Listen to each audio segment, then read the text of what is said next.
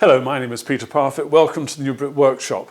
Now, I get requests for videos to be made about all sorts of different subjects, and most of the time I try and include something in a workshop notes or whatever.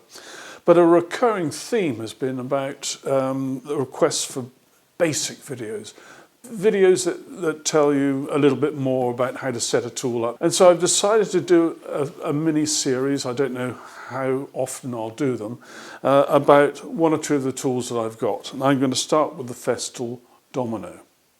And I'm grateful to Ray Gomez, who's recently asked me some questions and really was the person who sort of prompted me to have a go at making this particular video.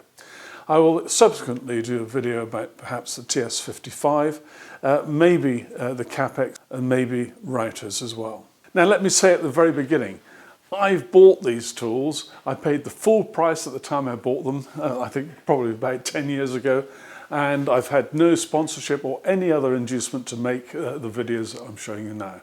Now, when you buy the basic Domino, this is what you get. You get the machine itself. Fitted in the machine will be a 5mm cutter. You'll get the additional stop, and I'll explain what this does later, and you'll get a tool which allows you to change cutters. And that is it. Now, I don't believe that anyone can get the best out of a Domino machine by just having those basic few items. You really do need some accessories. Now, I will describe these in detail, how to use them, but let me just tell you now what they are. And the reason I want to tell you now is if you're about to buy a Domino, then you could use your purchasing power to get a little bit of discount if you buy more than just the basic Domino itself. Now, at the time I bought my Domino, the price of any basic Festool machine was fixed by the manufacturer and nobody was allowed to give any discount. However, they could give discount on the ancillaries, and so that was how I put some pressure on dear old Axminster, and I got the following items at the time of purchase. I did buy the selection of dominoes because it had all the sizes of dominoes in there and it had the extra cutters. Now, the Domino itself can take 5 cutters, and to get these 5 cutters, they're about £27, £28 each if you were to buy them individually. And if you buy the selection of dominoes, you get all of those 5 cutters, and the overall price of that is probably about 160-ish or some around there. Sorry, that's UK pounds if you're living in America.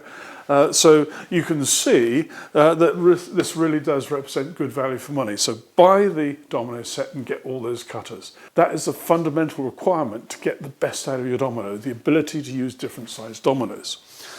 The next 2 things I bought, one was a thing called a trim stop, and as I said, I will show you how to use this. This is for putting dominoes into the ends of rails or whatever it might be.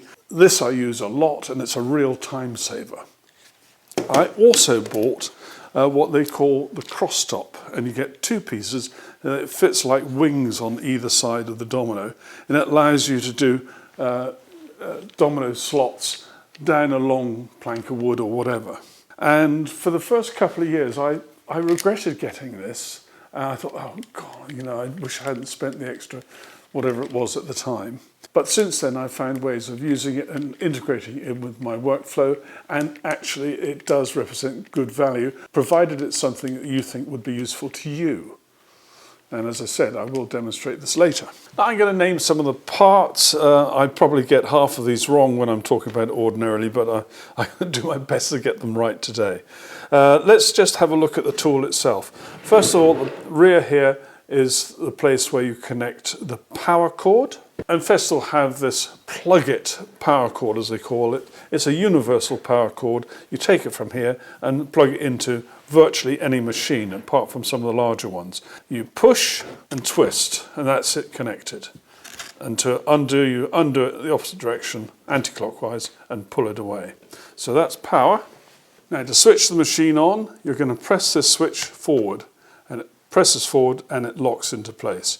To turn it off, you press it on the back here. So forward to switch on, and press at the back to turn it off again. At the front here, you've got a fence, and this is adjustable. We'll come to that shortly. Here you have the dust extraction port.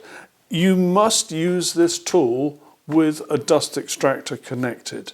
If you don't, it will cease to function properly. You'll break cutters, or they'll go dull very quickly, and the whole thing will turn into a bag of worms. So you must use an extractor every time you use the tool. At the top here is a width gauge.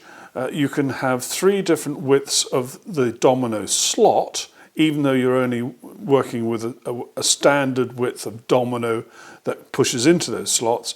Narrow, middle and large opening. And I seem to remember something like the extra width of the middle one is about 6mm, and I think it's about 10mm wider if you go in the wide setting. I never use the domino in anything other than the narrow setting. Now this front portion here is called the fence, and there are 2 ways of moving the fence. One is up and down, and you have a height lock here. So you put it in a position, lock it there. And the other is an angle stop here.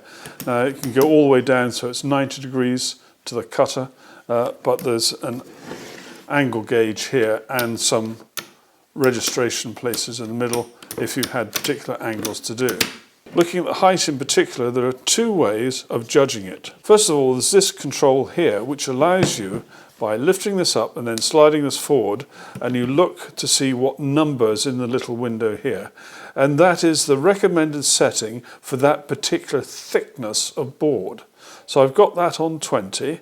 If I let that drop down so it's engaged, if I then lock that height off, when I then turn this into this position, the cutter comes out dead center to the 20mm board. So that means that this cutter, the center of it, is 10mm below the surface of that stock. And if you had this gauge in the 28mm setting, then it would be 14mm to the center, and so on. So that is for the thickness of the stock. Now alternatively, you can set the height on this gauge here, and this is the true height to the center of the cutter from that face there. And sometimes you might want something which is in between these settings here, where it goes 20, 28, whatever it might be, 40.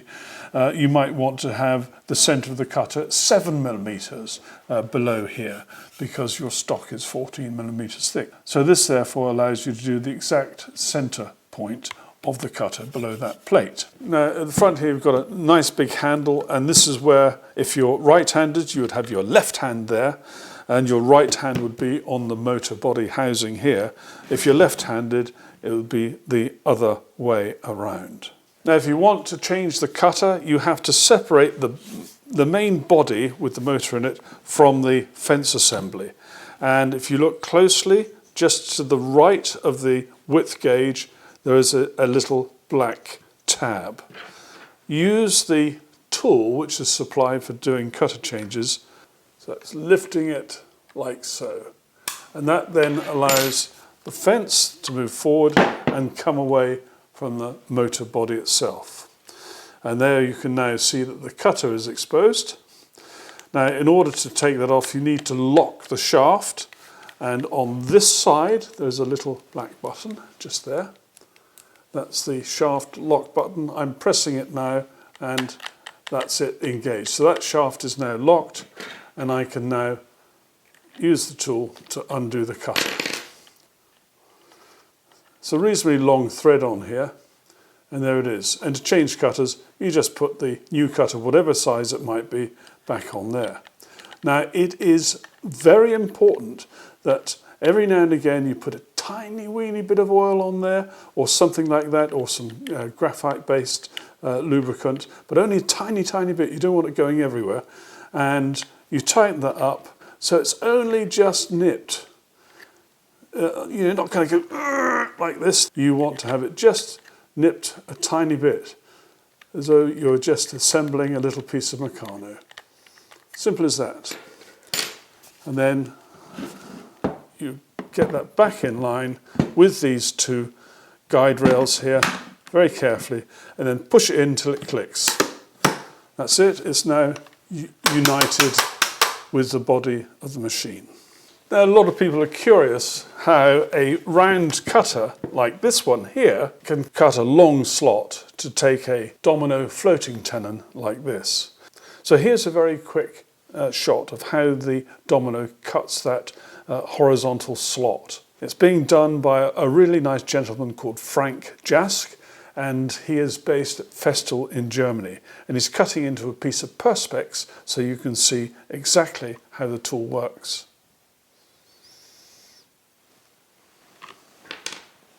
Now, as well as being able to cut different widths of slot, even though I only use the one width setting, you can have different depths of slot because different dominoes come in different lengths. There's this depth adjustment here, and you see it's calibrated 12, 15, 20, 25 and 28. And this little green knob is one which you use to select one of those. You allow the green knob to move by lifting this catch here, and then you push it into the position you want. That's 12, down there is 15, and once you've selected it, then let go of that. That holds that in place. Now, whilst we're in close-up, let me just show you these two black pieces here. These are just black covers that go on the end of the rise and fall mechanism for the fence. And every now and again, when I put the machine down, it's not very often, one of those will come off. And all you do is you just take it and push it back in. And if you really wanted to, you could put a little bit of, I don't know, super glue or something behind there. Probably best not to, but anyway, you could do if you felt it was a nuisance.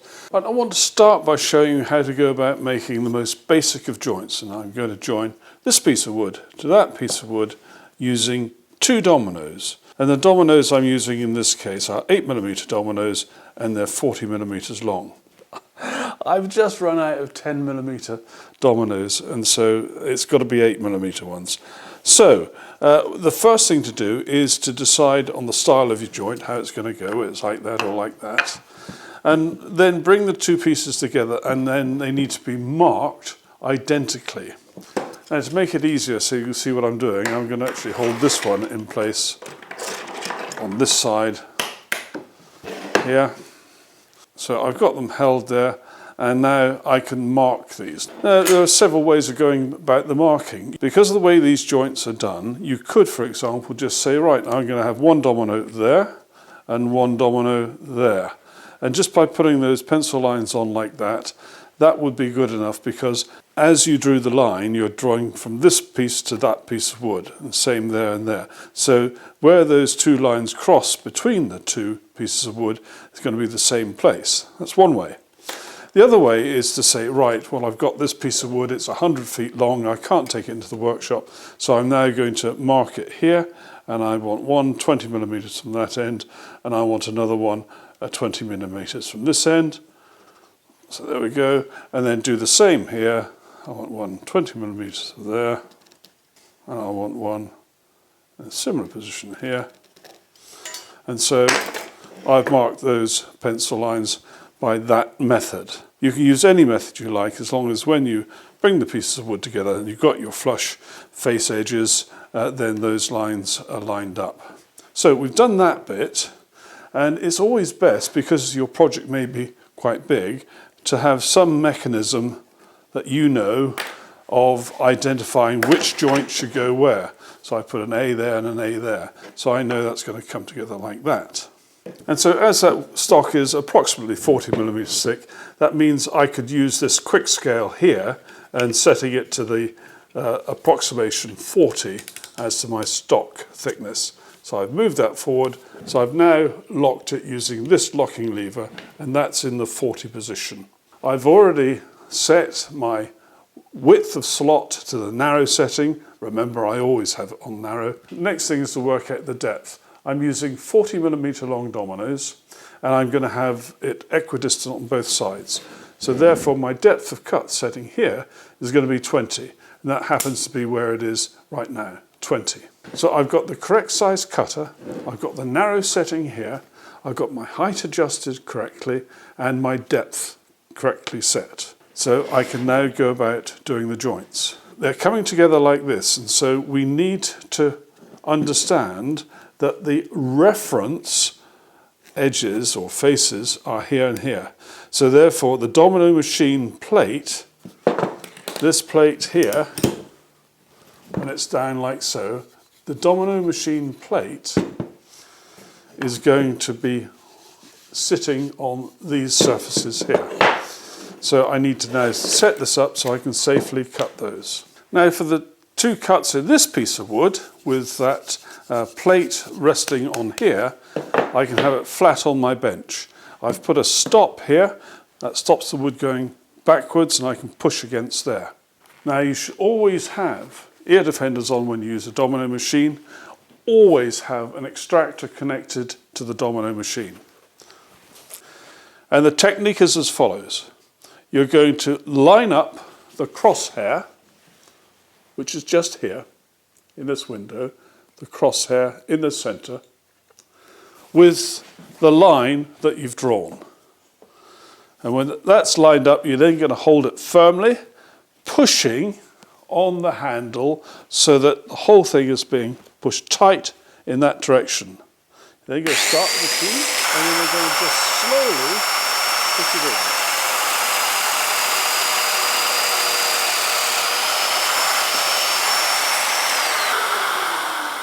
So we slowly pushed it in, and with a domino of this size and the bigger ones, you need to take perhaps 3 seconds for a deep domino cut like that. So there's that first domino cut. And I now do the second one. It's exactly the same technique as before.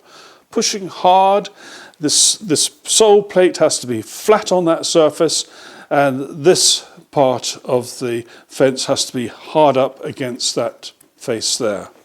Stop.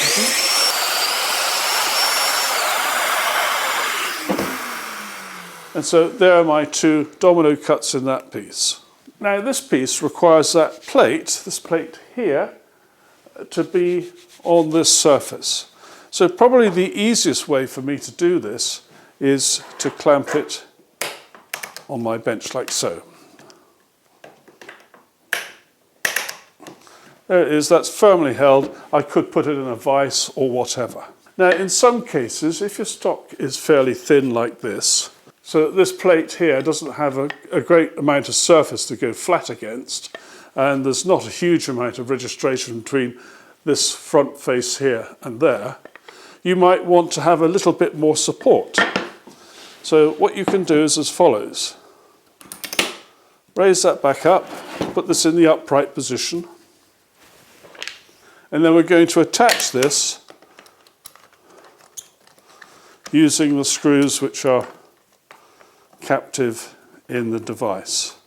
Now note how I'm doing this. That face of the machine is flat against there, so that means when I tighten this up, it's going to be flush across here.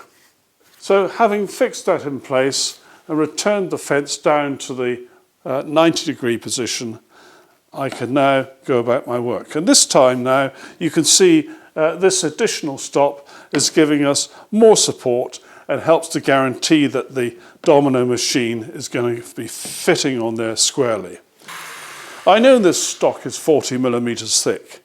I know that I've got this set on 20 millimeters, but I never ever put my fingers on the other side of a domino cut. It's just a good habit to get into, because a lot of the time I'm cutting stock which is much thinner than the total capability of the domino to drill through. And so I always make sure I never have my fingers on the opposite side of a domino cut.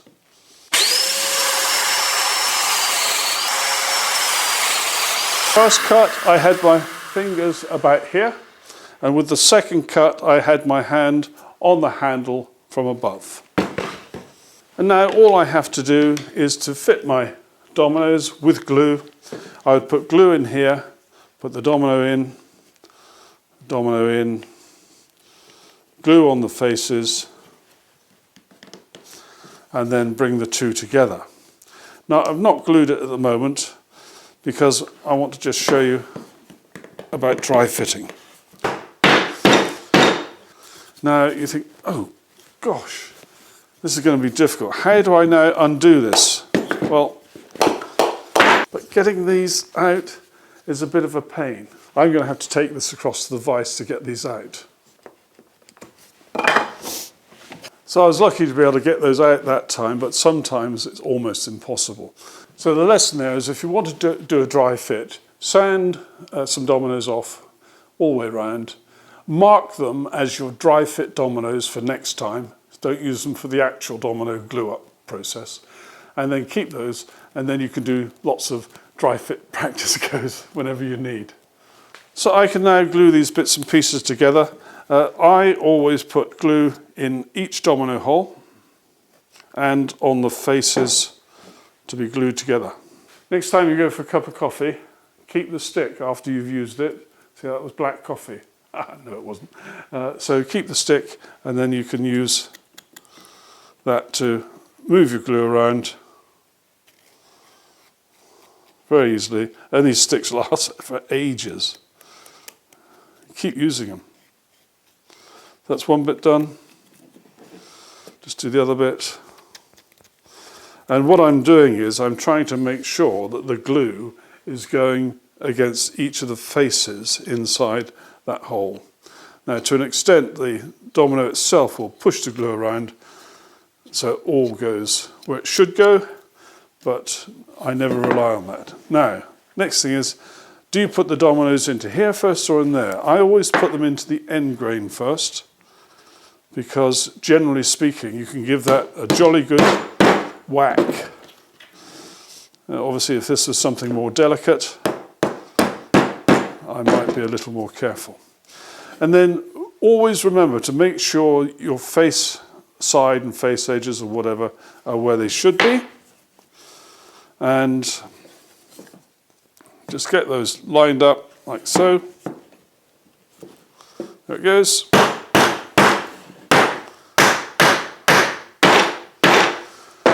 Now, I would now clamp this.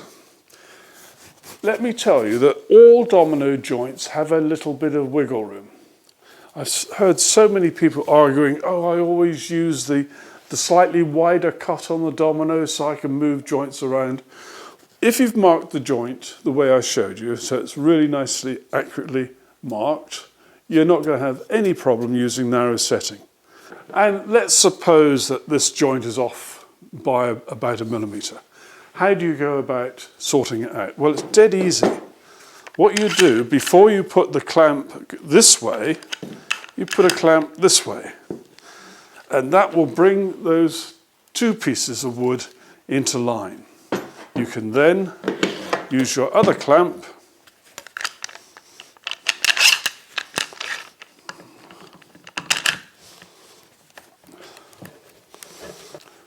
to bring that joint together like so.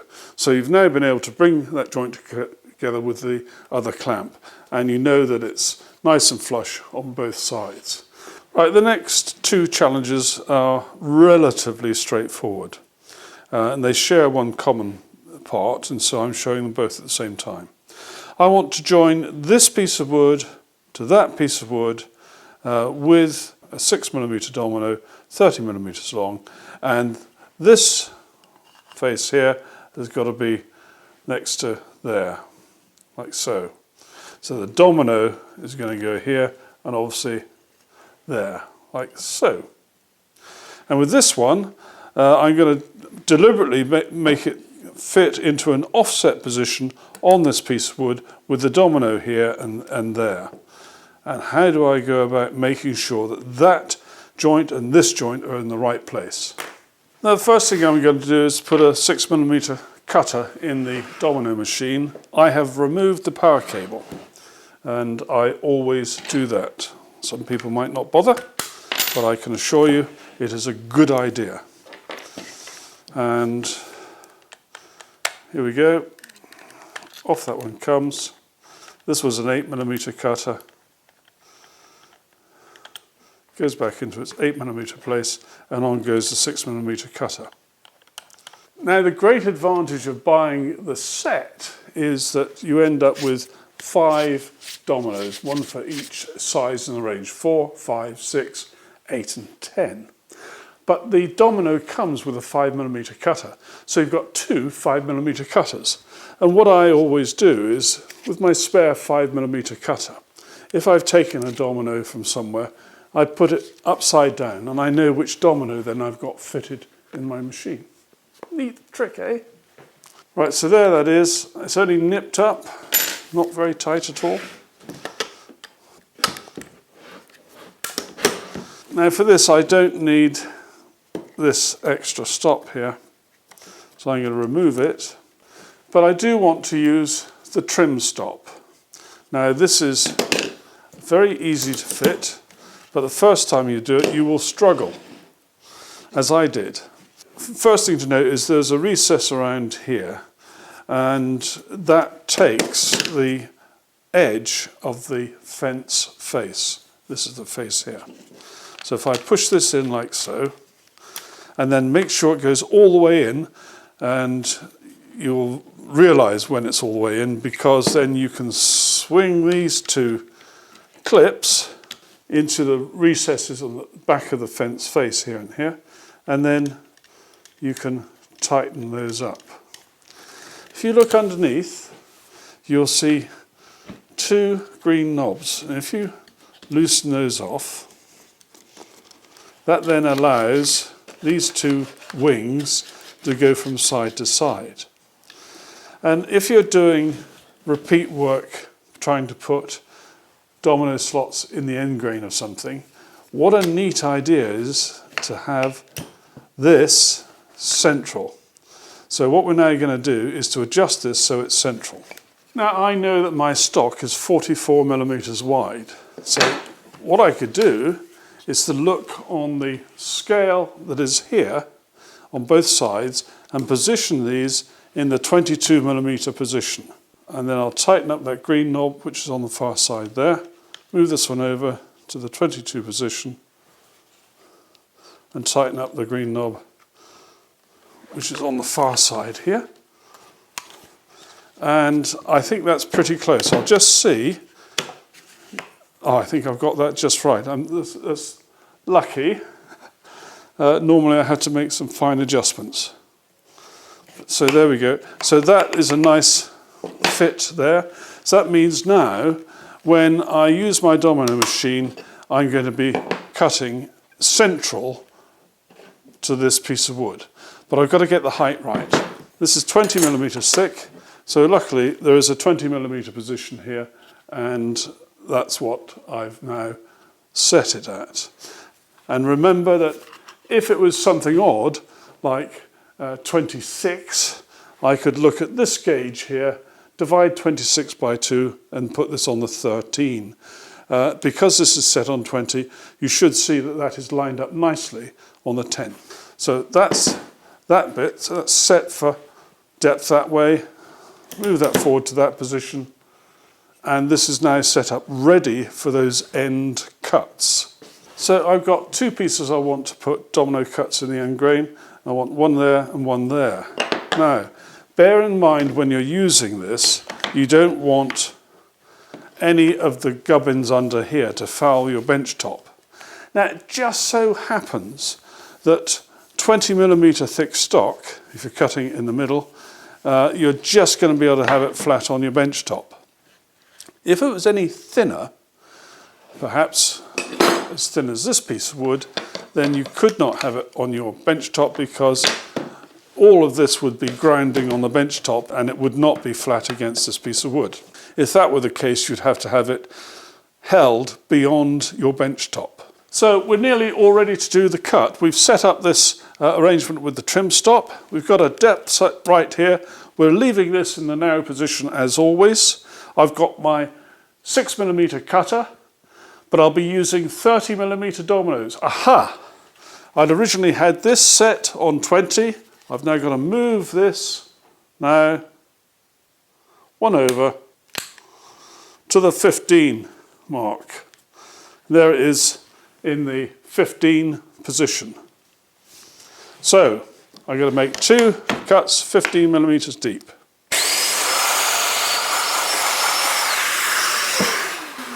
And there are those two domino cuts. They're central left and right, and they're central, up and down. So that's really good. Those are done. So now how are we going to put a domino in through this face here so it's central across here and the right distance from this line? With the domino in this position, the distance from the sole plate here to the centre of the cutter is 10 millimetres.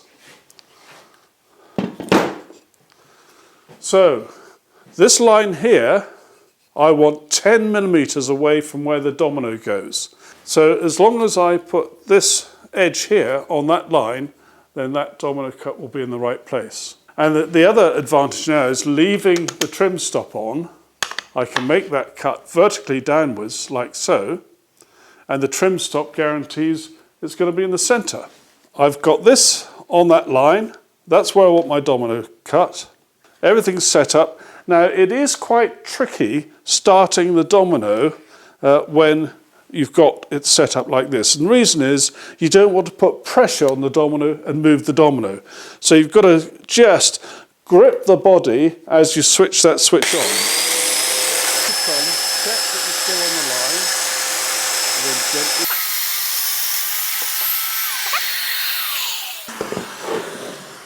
And there is that domino, 10 millimetres below there, and that will line up nicely as you can see. Now I've got one more piece that I want to joint, and I want it jointed here with the centre of this piece on that centre line and with the top edge on there. I know that that is 10 millimetres from there. Again, using that as my base on that line will give me that 10 millimetre offset. If my piece of stock were a lot thicker, say something like this, and the domino slot went across here, say 20 millimetres in, then I would have to make sure that this line was appropriately in the right place. Anyway, now we don't need the trim stop for this bit. And so, you can see that centre line. There is a line on the back of the domino machine, which I can line up there. So that's in line there, that's in line there. I get the edge of the sole plate in the line that goes across. And this is a case where you really do have to push on this side to keep the domino in place as you turn it on and then as you do the plunge. Turn the machine on.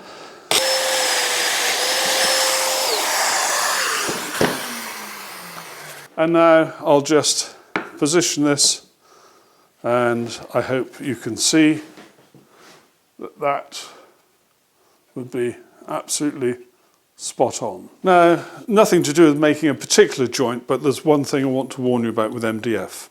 When you put dominoes into a glued hole, you can then get a phenomenon called hydraulic locking. And I'm going to try and demonstrate this now, and the effect it can have on your masterpiece that you're making for the grandchildren, for a client, or for yourself. So there's all my glue in these two domino holes. I'm doing two because it might not work on one, because there's a thing called Sod's Law that says that when you're trying to demonstrate something, it never works. Anyway, if I now try and put these dominoes in quickly, I'll get them upright so it's as fair as it can be.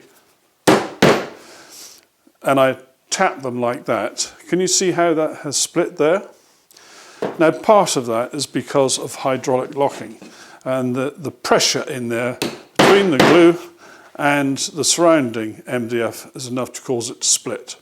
So if you're putting dominoes into MDF, particularly when it goes end grain into the MDF, if it goes in this way, it's unlikely to happen. But when it goes end grain, in order to stop that splitting, just tap the domino in a little bit at a time, give it a few seconds to let the glue ooze past a bit, then a little bit more, and then a little bit more. It's well worth it to avoid that. Now, I thought I'd just show you this. Often I want squares to do particular jobs where I wouldn't want to use one of my really smart squares, maybe because I'm using it outside, or maybe I've got it in a place where there's lots of glue or fresh oil or paint or something, whatever it might be. Anyway, so I make up my own squares out of MDF. When the glue's gone off, I then cut them on my Traxel cutting station top, created with the path guide system, and it then ends up perfectly square. Now I've deliberately cut this corner off here so you can see this domino joint. And you can see that there's a little tiny bit of an air gap. And that's where the domino which comes in from this end hasn't reached the end. When you do a domino slot, and you've got it set on, for example, 20 millimeters deep, it's going to cut a hole which is probably just a fraction over 20 millimeters. Your dominoes, which are 40 millimeters long, are actually probably 38. So that gives a little space behind for the glue, and that does help to stop that hydraulic locking sometimes. But the final thing I want to show you is how to fit the cross stops. Now they are left and right-handed, and this little spring thing is always pointing away. So this one is the right-hand one. This is the right-hand side, and there's a little dovetail slot here that fits into, and then there's a little tightening lever here, and all I do now is tighten that up, and that's now held in place. Ipso dipso this side, that goes in, and I'm just going to tighten that lever. So those are tight, and now these, you can adjust these, and there's a scale on both sides, so you can adjust these to wherever you feel you need them. And then if you're trying to put holes at a certain distance from an edge, you can set these up accordingly, and you'll find that you can do repeat holes the same distance away time and time again. Now, another way of doing holes at a set distance is there are these little paddles. I've got mine screwed out of the way because I never use them. I use them on the big domino because they're really good, but these ones are a nuisance. So I've screwed them so they don't come out anymore. But these are a set distance away from the centre of the cutter, and you could do repeat cuts with those in position. Well, I hope this little sort of run through the use of the domino has helped you. Ray, especially, I hope it's helped you too. And all the other people who've asked me so many questions about the domino. I think the key points to remember are, you must have dust extraction. Whenever you're using the domino, never put your fingers on the far side where the domino cutter could come out. Always wear ear defenders. Don't forget, you've got some wiggle room, probably up to 1 millimeter when you're doing a domino joint. So, try and use that narrow setting. Just get your marking and measuring really accurate so that narrow setting is perfect. Then you've got glue all around the domino, helping it to stay in place. Whereas the wider settings, you've only got glue on the flat faces of the domino. And do buy the set of dominoes with all those cutters. It is a good thing to do if you haven't done that already. It's good value. Many thanks for watching. Take care. Bye-bye.